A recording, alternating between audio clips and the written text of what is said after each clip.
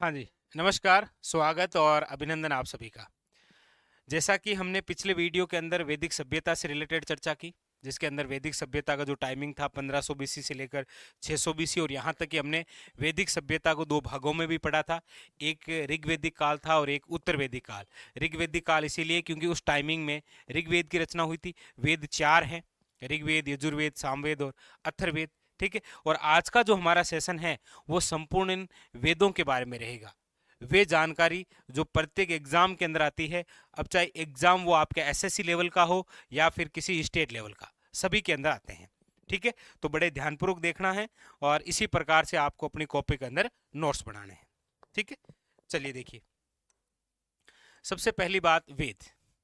Question यहीं से आता है पहला कि ये जो वेद है ये किस भाषा का शब्द है। तो आपको याद रखना है, वेद है वो संस्कृत भाषा का शब्द है। पहला क्वेश्चन। ठीक है, वन लाइनर लिख लीजिएगा कि जो वेद है वो किस भाषा का शब्द है, तो संस्कृत भाषा का। दूसरा, वेद का अर्थ क्या होता है, तो याद रखिएगा वेद का शाब्दिक अर्थ होता है ज्ञान का भंडार। जैसा कि इससे पहले हमने आर्य शब्द पढ़ा था, आर्य भी एक संस्कृत शब्द है, संस्कृत भाषा का, और जिसका शाब्दिक अर्थ होता है उच्च कुल का व्यक्ति, यानी कि उच्च कुल यानी कि श्रेष्ठ कुल जो है वो। ठीक है, उसी प्रकार वेद जो है वो एक संस्कृत भाषा का शब्द है जिसका शाब्दिक अर्थ होता है ज्ञान का भंडार। अब अगला क्वेश्चन ये बनता है कि जो वेद हैं, इन वेदों के रचयिता कौन है। तो याद रखिएगा, वेदों के जो रचयिता है वो अपुरुषीय है। अपुरुषीय का मतलब ये होता है कि वेद किसी भी पुरुष द्वारा नहीं लिखे गए हैं, ये देवी अंश का ज्ञान है। ठीक है, वेदों को केवल संकलन किया गया है, और वेदों का जो संकलन है वो किनके द्वारा किया गया, तो याद रखिएगा महर्षि कृष्ण द्व्यापन वेद व्यास।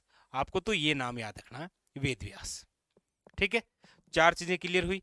वेद संस्कृत भाषा का शब्द है, वेद का शाब्दिक अर्थ होता है ज्ञान का भंडार, वेदों की रचना जो है वो अपुरुषीय है, मतलब किसी पुरुष द्वारा नहीं है, ये देवी अंश का क्या है, एक ज्ञान है।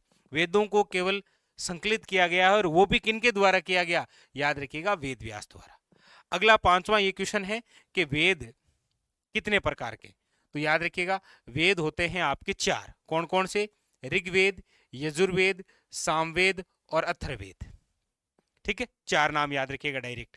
अच्छा, यहां से क्वेश्चन बनता है कि सबसे प्राचीनतम वेद कौन सा है, तो याद रखिएगा ऋग्वेद, और सबसे नवीनतम वेद कौन सा है, तो याद रखिएगा अथर्ववेद। ये 6 प्रकार के क्वेश्चन क्लियर हो गए। अब आइए इनको बड़ी गहराई से पढ़ते हैं। ठीक है, तो ये तो क्लियर हो गए, वेद संस्कृत भाषा का शब्द हो गया, शाब्दिक अर्थ हो गया, रचना हो गई, इनका संकलन हो गया, और खास बात प्रकार, प्रकार के नाम हो गए, सबसे प्राचीन और सबसे नवीन वेद, ये भी हो गया।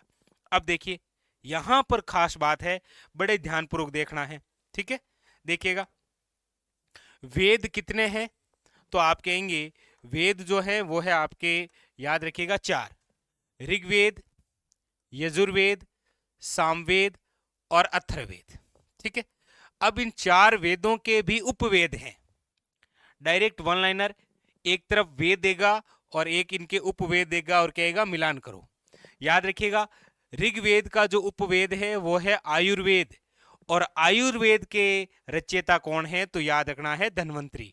ऋग्वेद के रचयिता कौन है, तो आप कहेंगे सर वेदों के जो रचयिता है वो अपुरुषीय हैं, लेकिन वेद का जो उपवेद है उसके रचयिता है।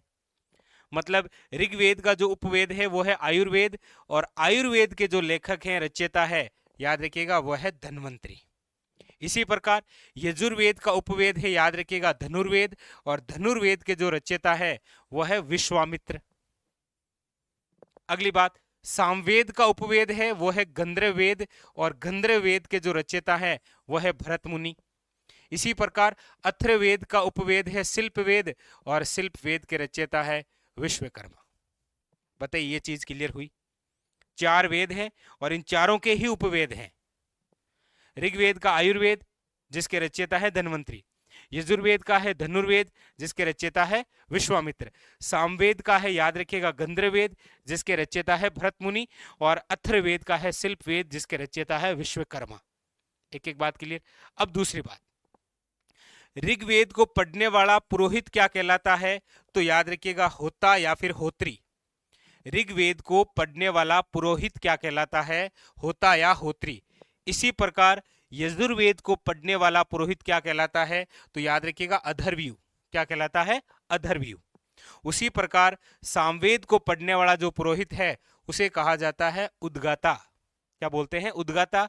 और अथर्ववेद को पढ़ने वाला जो पुरोहित है उसे कहा जाता है बर्मा। दूसरी बात क्लियर हुई। पहले तो इन वेद के उपवेद पढ़े, फिर इन वेदों को जो पढ़ने वाला पुरोहित होता है उसे क्या बोलते हैं?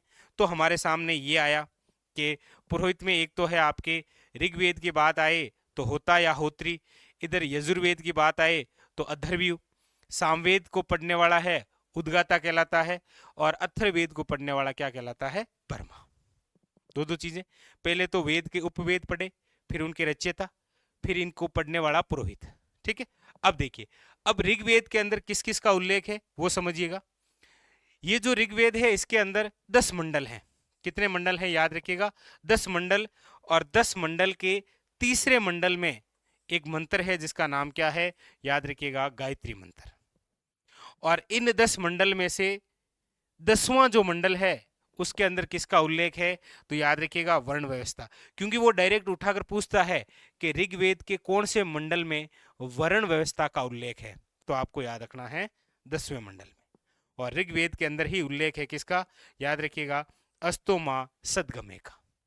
डायरेक्ट देता है कि अस्तोमा सदगमे निम्न में से किस वेद में उल्लेखित है? ऋग्वेद में। क्लियर? ऋग्वेद का उपवेद याद रखिएगा आयुर्वेद, आयुर्वेद के रचयिता धन्वंतरी, ऋग्वेद को पढ़ने वाला पुरोहित होता या होत्री। इसके अंदर 10 मंडल है, याद रखिएगा, वेरी वेरी इंपॉर्टेंट। तीसरे मंडल में गायत्री मंत्र है, 10वें मंडल के अंदर वर्ण व्यवस्था है, और ऋग्वेद के अंदर किसका उल्लेख है? अस्तोमा सदगमे। आइए यजुर्वेद। यजुर्वेद का उपवेद हमने पढ़ लिया धनुर्वेद, धनुर्वेद के रचयिता विश्वामित्र, और यजुर्वेद को पढ़ने वाला जो पुरोहित है वो कहलाता है अधर्व्यू। और इसके अंदर जो जानकारी है याद रखिएगा, एक तो यज्ञों के नियम हैं, और एक जो धार्मिक कार्य होते हैं ना, धार्मिक कार्य, उनके भी नियम हैं। याद रखिएगा इसके अंदर शून्य का उल्लेख है, और ये एक चंपू काव्य है। चंपू काव्य का मतलब होता है जिसके अंदर गद्य और पद्य दोनों हों। तो आपको पूछे कि निम्न में से वह वेद जो गद्य और पद्य दोनों रूप में है वो है यजुर्वेद, और गद्य और पद्य दोनों जो शैली है उसे चंपू शैली कहा जाता है।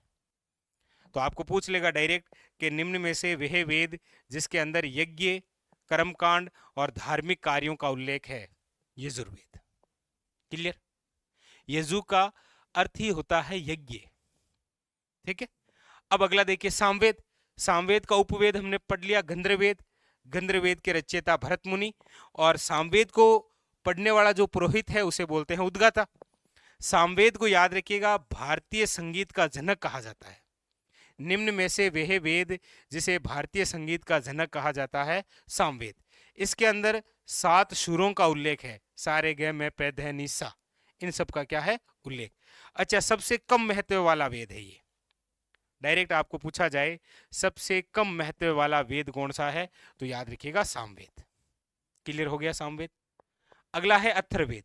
अथर्ववेद का उपवेद है शिल्पवेद। शिल्पवेद के रचयिता है आपके विश्वकर्मा। अथर्ववेद को पढ़ने वाला जो पुरोहित है उसे बर्मा बोलते हैं।